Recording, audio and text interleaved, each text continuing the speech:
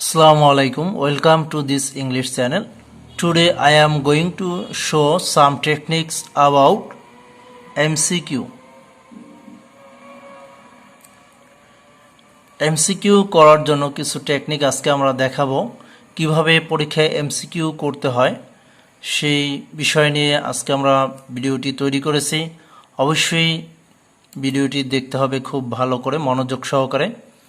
শুরুতেই আমরা যে বিষয়টি দেখব এমসিকিউ করার জন্য কিছু পদ্ধতি অবশ্যই জানতে হবে আমাদের। এখানে শুরুতে রয়েছে কোনো শব্দের অর্থ যখন জানতে চাওয়া হবে সেক্ষেত্রে যে সকল শব্দগুলো থাকতে পারে each means stands for indicates নির্দেশ করা, মিন্স মানে বা অর্থ, স্ট্যান্ডস ফর শব্দের অর্থ বোঝানো হয়, রেফার্স টু উল্লেখ করা বা শব্দের অর্থটাকে উল্লেখ করে বা বোঝানো হয়, ইজ রিপ্লেসড বাই কোনো একটা শব্দের দ্বারা স্থাপিত হওয়া, প্রতিস্থাপন করতে হবে, ইজ রিলেটেড টু কোন শব্দটা যে শব্দটা দেওয়া থাকবে কোন নিচের কোন শব্দটা সম্পর্কিত হবে সেই বিষয়ে লিখতে হবে। এছাড়া কোনো শব্দের সমর্থক শব্দ বা নিকটবর্তী শব্দ জানতে চাইলে যে শব্দগুলো থাকতে পারে closest word, closest meaning, synonym, similar word, same word এগুলো থাকতে পারে। কোনো শব্দের বিপরীত শব্দ বা বিপরীতার্থক শব্দ জানতে চাইলে যে শব্দগুলো থাকতে পারে antonym, different word, word, opposite meaning, which is not similar word, অর্থাৎ নিচের কোনটি একই ধরনের শব্দ নয়। এছাড়া আমরা আরও একটি গুরুত্বপূর্ণ বিষয় দেখব যে এই ধরনের প্রশ্ন প্রায়ই থাকে কীরকম, what is the main theme of the passage, অনুচ্ছেদটির প্রধান বিষয়বস্তু কি, অথবা what is the main purpose of the passage, প্যাসেজের অর্থাৎ অনুচ্ছেদটির প্রধান উদ্দেশ্যটা কি, what is the main purpose of the author, লেখকের প্রধান উদ্দেশ্য কি, what is the main purpose of the author of the passage, অথবা what is the subject matter of the text. এছাড়াও দ্য প্যাসেজ ইজ অ্যাবাউট, প্যাসেজটা কি সম্পর্কে সেই বিষয়টি এমসিকিউতে থাকতে পারে। এই সকল ধরনের প্রশ্নগুলো অবশ্যই থাকে।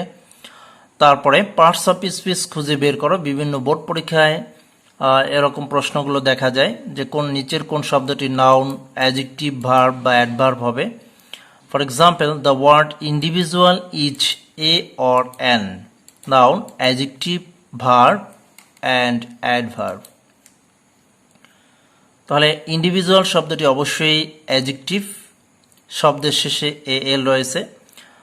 কোন শব্দটি নাউন কিংবা অ্যাডজেক্টিভ, ভার্ব, অ্যাডভার্ব এই সম্পর্কে এই সকল পার্টস অফ স্পিচের চিহ্নগুলো অবশ্যই, অর্থাৎ কিভাবে নাউন বোঝা যাবে, অ্যাডজেক্টিভ বোঝা যাবে, ভার্ব এবং অ্যাডভার্ব বোঝা যাবে এই বিষয়ের ভিডিও পূর্বেই দেওয়া হয়েছে। চ্যানেলটিতে খুঁজে দেখে তারপরে এগুলো শিখে নিতে হবে। একটি পার্টস অফ স্পিচ থেকে অন্য আরেকটি পার্টস অফ স্পিচ তৈরি করতে বলা হয়।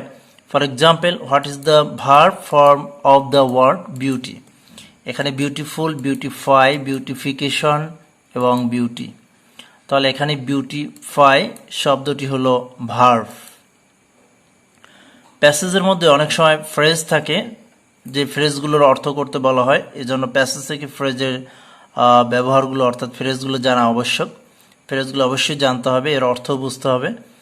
কোন শব্দের অর্থ জানতে চাইলে শব্দটি কোন পার্টস অফ স্পিচে আছে তা দেখে নিতে হবে। যদি নাউন থাকে তাহলে এমসিকিউ করতে হবে, অর্থাৎ 4টি থেকে যে অপশনটি হবে সেটা নাউন করতে হবে। অ্যাডজেক্টিভ প্রশ্ন হলে এর উত্তরটা অ্যাডজেক্টিভ হবে, ভার্ব থাকলে ভার্ব হবে এবং অ্যাডভার্ব থাকলে উত্তরটি অ্যাডভার্ব করতে হবে। কোন শব্দটি নাউন, অ্যাডজেক্টিভ, ভার্ব, অ্যাডভার্ব তা বুঝতে এদের চিহ্নগুলো অবশ্যই জানা লাগবে, জানতে হবে। সাধারণত বিপরীত শব্দের জন্য শব্দের প্রথমে যে চিহ্নগুলো থাকে ডি, ডিস, ইল, ইম, ইন, আয়ার অর্থাৎ ইট এরকম থাকে বা আন থাকে। শব্দের শেষে লেস থাকতে দেখা যায়। এছাড়াও কিছু বিপরীত শব্দ মুখস্থ করে নিতে হবে। আরও কিছু, যেমন এখানে কিছু গ্রামাটিক্যাল রুলস রয়েছে, এগুলো অবশ্যই আমাদের জানতে হবে। টু এর পরে verb present form, in order to এর পরে ভার্ব প্রেজেন্ট ফর্ম, শুধু বিকজ এর পরে সাবজেক্ট এবং verb, because of, due to, owing to এর পরে নাউন বসে নাম, এইম অ্যাট, এরপরে ভার্বের সাথে ING, contribute to, refer to, addicted to, devoted to, এগুলোর পরে ভার্বের আইএনজি করতে হয়। লুক ফরওয়ার্ড টু, তারপরে উইথ এ ভিউ টু, এগুলোর পরে ভার্বের আইএনজি।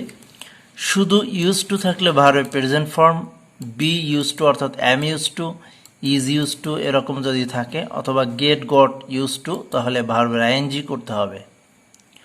এ নাম্বার অফের সাথে প্লুরাল নাউন বসে এবং ভার্ব হয় প্লুরাল। দ্য নাম্বার অফ এর সাথে প্লুরাল নাউন হয় কিন্তু ভার্ব হয় সিঙ্গুলার। তাছাড়া দুটি সাবজেক্টের মধ্যে as well as, along with, accompanied by, together with ইত্যাদি যখন থাকবে, প্রথম সাবজেক্ট অনুযায়ী ভার্ব করতে হবে। অর্থাৎ এই সকল শব্দের প্রথমে যে সাবজেক্টটি থাকবে সেই সাবজেক্ট অনুযায়ী ভার্ব বসাতে হবে। এমসিকিউর মধ্যে 4টি বিষয়ের মধ্যে যদি 3টি বিষয় বোঝা যায়, তাহলে সেই 3টি যদি উত্তর নাই হয় তাহলে অন্যটি উত্তর করতে হবে। তারপরে প্রশ্ন যদি হু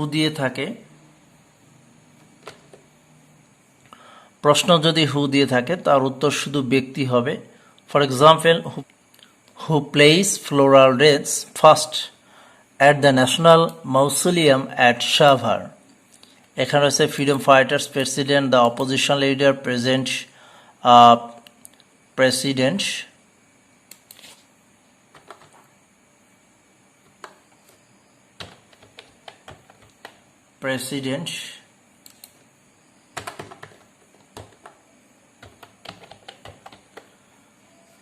president and prime minister, the president and the prime minister, তাহলে শেষেরটি উত্তর।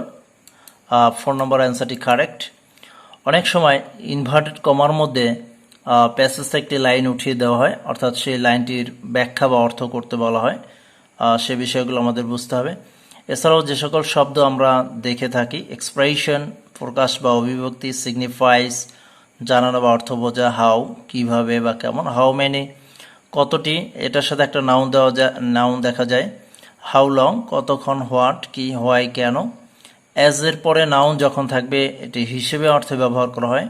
তাছাড়া থাকে which of the following statements, অর্থাৎ নিচের কোন বিবৃতি বা বর্ণনাগুলোর মধ্যে কোনটা সঠিক বা কোনটা মিথ্যা, এগুলো বলা হয়। হুইচ অফ দ্য ওয়ার্ডস, নিচের কোনটা কারেক্ট অর্থাৎ সত্য মিথ্যা সেটি প্রশ্ন থাকে। হুইচ অন, নিচের কোনটা ইজ কারেক্ট অর ফলস, এভাবে অ্যান্সারগুলো প্রশ্নগুলো থাকে এবং অ্যান্সারগুলো করতে হবে। এই নিয়মগুলো অবশ্যই আমাদের জানতে হবে এমসিকিউ করার জন্য। এমসিকিউ করতে হলে এই নিয়মগুলো জানা না থাকলে এমসিকিউ করা খুবই কঠিন। অবশ্যই ভিডিওটি ভালো লাগলে অবশ্যই চ্যানেলটি সাবস্ক্রাইব করে সাথে থাকবে পরবর্তী আপডেট ভিডিওগুলো পাওয়ার জন্য। Thank you all.